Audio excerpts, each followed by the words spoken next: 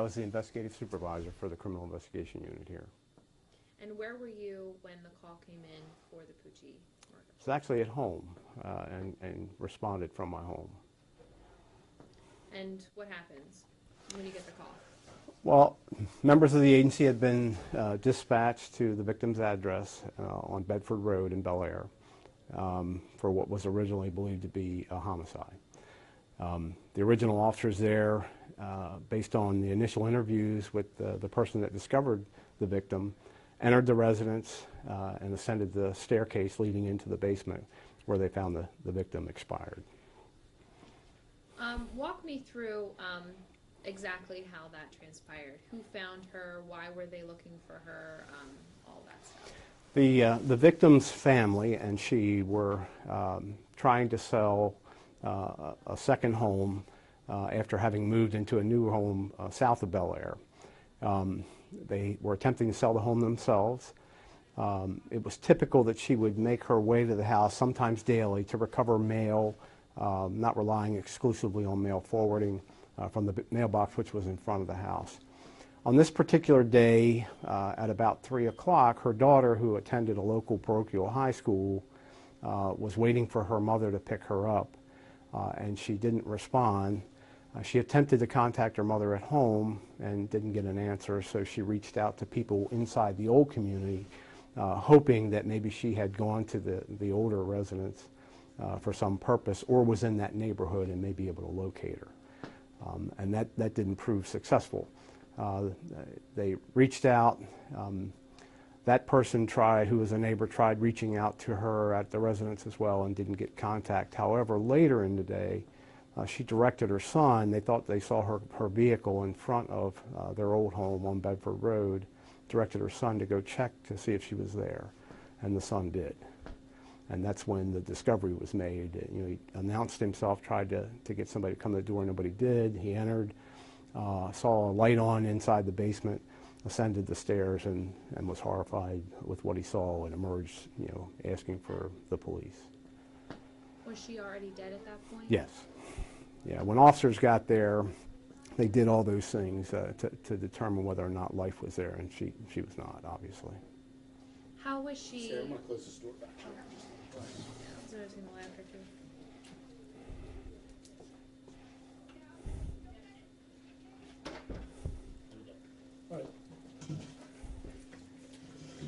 How was she found in the house?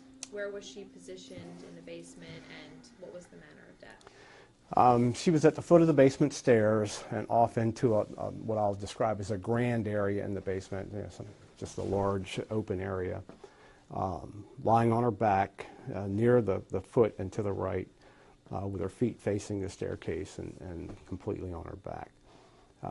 She was not fully clothed, and eventually an autopsy would reveal she died from a single gunshot wound to the head.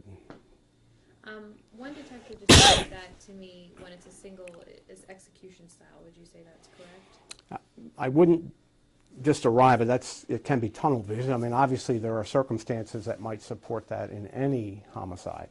In this particular case, there was no reason immediately to believe that were the case. There were other discharges of the weapon inside the house that we think climaxed with the fatal shot. I mean, if you shoot someone in the head, you're pretty sure thing you're going to end up killing them for the most part. Not always. Not always. Explain why would this person, do you believe, would shoot? Did it appear that they were shooting at her? Maybe she was running from the bullets. Well, there's a lot of forensics that was recovered from inside the residence. There were more than one gunshot, and there's a lot of conjecture in terms of how or why those gunshots were discharged. No doubt in my mind, although again it's not supported by science, that the fatal wound was the last round discharge. This is a small community. The basement was almost completely unfurnished. It's a concrete wall. The echoes from a weapon being discharged inside that would have been pretty significant. However, the homes are some distance apart from one another, and it's certainly possible that you didn't hear anything. But there were 2 errant rounds that were discharged inside the residence that we can't explain scientifically, other than through the possible speculation that there may have been a pre-death struggle. And based on descriptions of the family in terms of the victim's personality, her personal moral and spiritual beliefs, that she probably would have resisted physically vehemently if she thought she was going to be hurt, sexually assaulted, or God forbid, killed. She was not sexually assaulted. She was not. What does these clues sort of, as an investigator, what are sort of the initial reactions you have based on these clues? I mean, does it appear that maybe the killer was somebody she knew, somebody she didn't know, somebody who wanted something from her, maybe money? Absent science or supportive information, I mean, there's a myriad of possibilities. I mean, the reality is the worst thing you can do at those initial stages is suffer from tunnel vision and draw your attention to 1 or 2 scenarios as only the option. I don't think that's fair for anybody's death. It was apparent that prior to her being killed, she either disrobed voluntarily or was forced to disrobe. Based on the information that we gathered from family, it was inconsistent with her personality to do so voluntarily. And so yeah, I guess you could speculate that she was forced to do that. Whether there was a motive of sexual assault, again, it's inconclusive. There's no evidence. However, in most cases of sexual assault, if it's consummated prior to death, the evidence would be there. However, if a victim resists with such passion that an assailant is afraid that they'll be overcome, or the victim will escape, or that they would live to identify him later, or sometimes panic and obviously deliver a fatal blow in whatever means they have. So she was partially clothed? Yes. Can we pause just a minute? Sure. Do you have any problem to the recording? All right, I'm good now. Seeing as how she was partially clothed, and I know that there are so many different possibilities, but just you personally, what were your sort of initial reactions like? What was this person going after with Nancy? Well, purely speculative would be that the intent was to commit a sexual assault, and that the victim vehemently resisted. So that, if I had to guess, and it is guess, you know, again, there could have been any number of possibilities. Could it have been an execution that was staged to appear? Absolutely. I don't think there's anybody who can, in any scenario, absent eyewitnesses, can characterize one motive versus another. But looking at it on its face value that day, that was certainly an immediate thought that entered everybody's mind. Now, Nancy was selling her house with her husband by owner. Yes. How do you believe she came to that house? Is there a possibility that maybe she had gotten a phone call from someone who wanted to look at the house? Was that something that was investigated? She had been with a friend earlier in the day. They had actually been out, and she returned the friend inside the old community probably about an hour and a half, we're surmising based on witness accounts, of when she returned. So not sure what would have brought her back. It could have been a phone call from a prospective buyer. However, at her home, her new home, she had food preparing on the stove, and literally it was still on the fire. So I can't imagine, although certainly people leave food unattended, they don't do it recklessly, but obviously there's risk associated with it. It's possible that she could have left simply to pick up the mail.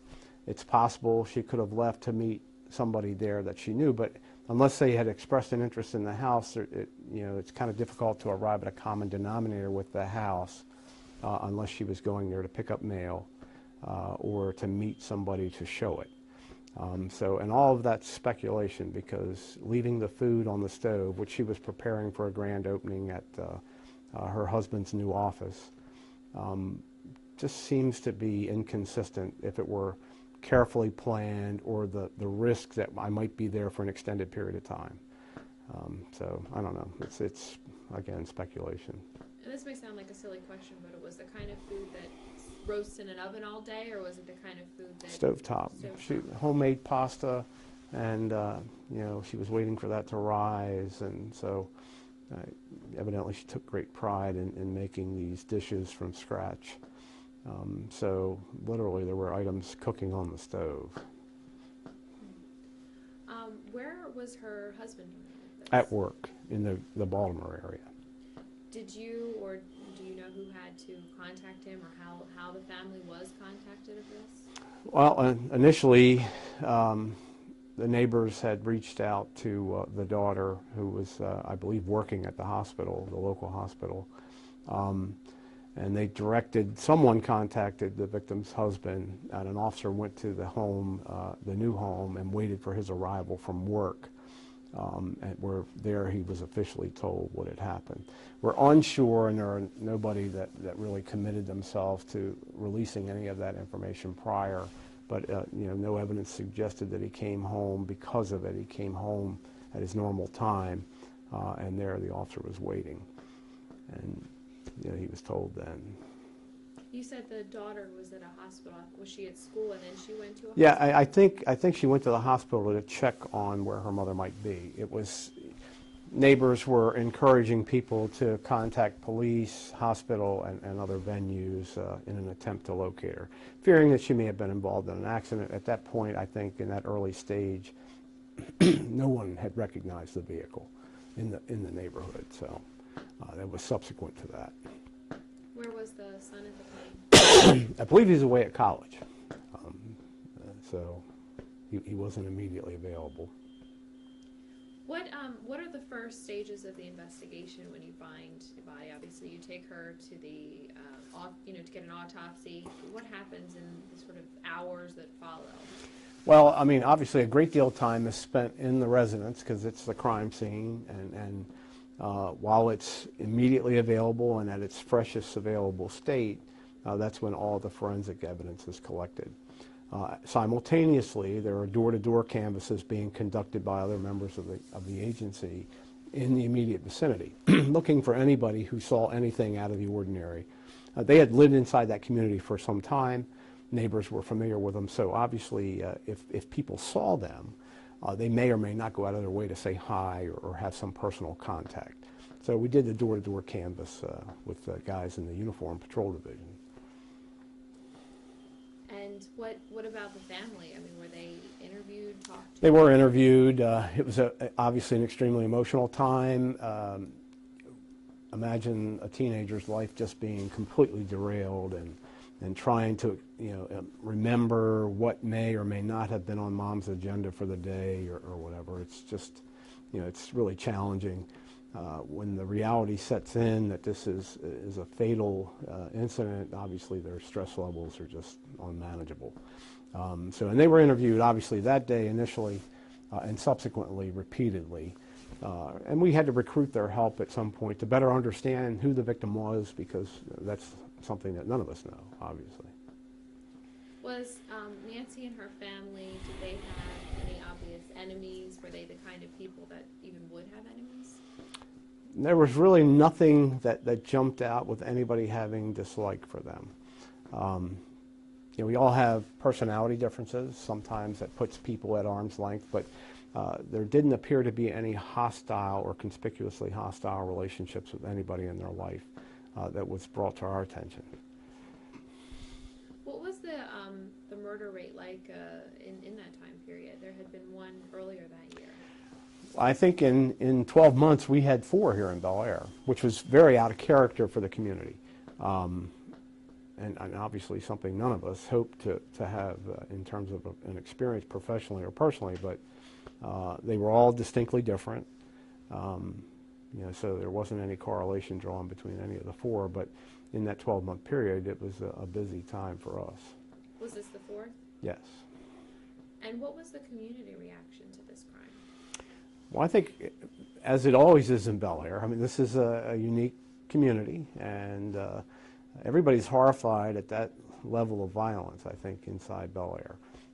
Having gone to high school here, you have this concept of what you believe the community is, and it's generally a very nice, friendly, open-armed kind of community, which obviously changes as communities evolve, but it was really unexpected and I think alarmed a lot of people. Especially, the daughter still being of school age, the father working in, near the community, and her being a housewife. What about the neighbors? Were you getting a lot of phone calls? What was going on? It wasn't so much a horror, if that's what you're suggesting, that the community was. They wanted to help. I think the bottom line is sometimes in our own communities, some events that happen daily are basically invisible. We take for granted if a neighbor pulls up in front of their house and grabs their mail, or you see a neighbor walking their dog down the street. You may wave, you may not, just depends. So it just sometimes happens. I guess we don't consider every movement inside a community suspicious. So in this particular case, although there were many people calling, concerned, wanting information, there weren't a whole lot in the vicinity calling and giving information. That was, again, based on science or observation, but more speculation. For the most part, nothing would have seemed, I guess, suspicious. She picked up her mail all the time. Yeah. It only became alarming when she didn't pick up her daughter. Exactly. That was it. Nobody would have drawn attention to it otherwise, and even that took hours because, again, that car, although sitting there, you've got to talk to the right people who know her intimately enough to know what her car looks like, and for them to be shared in the concern that, okay, well, we can't find her. And that took several hours, obviously. How did this case become a cold case? Well, it was after months and months of work. We actually had support from the state police, the Harford County Sheriff's Office, and our office. We had detailed some really seasoned cops to assist in the endeavor. And we were reaching out in multi-directions trying to gather as much information that we can because, again, each case has its own template. And in this particular case, it was complex because of business associations, just friendships, the random nature, and at that time, and still, there's a certain environmental opportunity that exists for criminals when people are selling their homes, even for real estate agents. And when you think about that, they're exposed to a great deal of risk, oftentimes showing homes to individuals or 2 or 3 people by themselves at all hours of the day. And that was kind of a reaction to this particular case. Many people who were selling their own homes would call and ask about that. What can I do to make it safer for me to do that? Even real estate agents themselves, sometimes you don't even consider your vulnerability until something like that happens, and then it doesn't have to be a homeowner selling it. It can be anybody. A real estate agent may not be as conspicuous as someone who owns it being in the neighborhood. So it was obviously a cause for alarm on most people.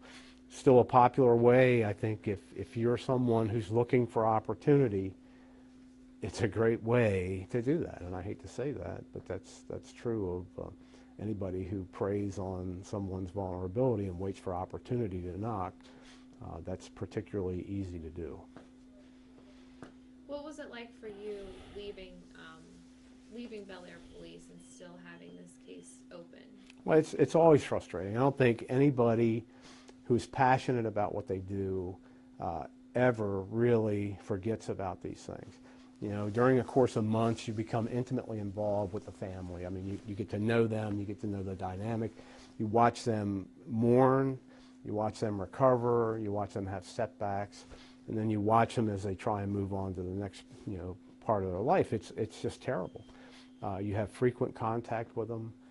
The community fears that are associated with these things, and you can't help, if you are human, to absorb some of that and carry it with you forever. So it's always disappointing and very frustrating when you can't bring things to closure for that. So. Do you think about the case often in your day-to-day life? Absolutely. Absolutely. And the problem is you go, we move on, our lives all go, and this was a 28-year stay for me here, and I had to move on to my next objective in life, whatever or however obscure that is. That's what you do. So, and once you leave the venue, other than reaching out, with the exception of the contacts from the agency now, which is kind of neat. It's good to come back into the fold and know that someone has not forgotten about this, and that there are efforts being taken to kind of reopen and cause some change for it. So that's a good thing. It's a good thing. How there's only 2 cold cases with this department. Right. How often do you feel like you are brought back and involved and asked questions? By the agency? Oh, I don't think there's any question that they would not hesitate to call me for any information or insight. When I left here from retirement, we're a tight-knit group of people, and police everywhere tend to be family-oriented. We know everybody inside the police family, but we also know their family. It's just the nature of what we do. So I think that for all of us, if you shared this experience with a colleague at that time, and just because they're not your colleague now, doesn't mean you wouldn't call and ask them to reflect or just give you some insight into what you believed or avenues you may or may not have taken at the time. And it's always refreshing when new eyes and new ears look and listen to something. I think it's healthy. There's been a lot of change in forensic evolution, and I think there's always that hope that some of that change for the better, resources that weren't available to us in that era, might shed light on it. So that's a good thing. So.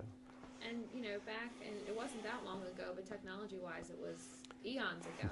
It's just out of reach. And the difference between what was available to you Unbelievable. and what's now. It's unbelievable. I mean, there are databases that support all the new forensic archives, and it's really quite unique. Cases, especially in cases of sexual assault and homicide, that are, victims are now having closure because of databases that weren't even a conceptual plan, back when this occurred. So it's a good thing. What are your hopes for this case? That it's closed and that the family gets some type of closure out of it. When you consider the passage of time, we're looking potentially, if all things are accurate, a suspect may be in their 70s or even older, or dead themselves. Who knows? So we're looking for common denominators that will bring conclusively, evidence that would support a perpetrator or perpetrators responsible. So, and I think that's just a sense of relief for everybody. If the person's already been identified through another crime, who knows? It's certainly possible. Are they incarcerated? Are they dead? How many victims did anybody get closure from identifying a suspect who may have some shared interest in this case? It's all, those are the curiosity things you really want to know. I'd like to know them before I leave this world, so it would be kind of a relieving type thing for me, I think. A lot of officers say that when they see a victim and that victim never leaves them, that they kind of carry that person and their image in their minds. Absolutely. Always. Would Absolutely. you say that Nancy is one of those? Absolutely, absolutely. And I've investigated death from infants all through aged people, and I think the reality is you can't look at someone who died violently and not feel as though you have some lifetime commitment to identifying who's responsible. And I don't think any of us would be in this walk of life and sustain a career in it unless you had that level of passion for that. Because it is a purpose, and it's a purpose. It's a privilege, a tragic privilege, but it's a privilege to identify who's responsible for somebody's death. You serve a lot of people, in particular the victim, when you do it.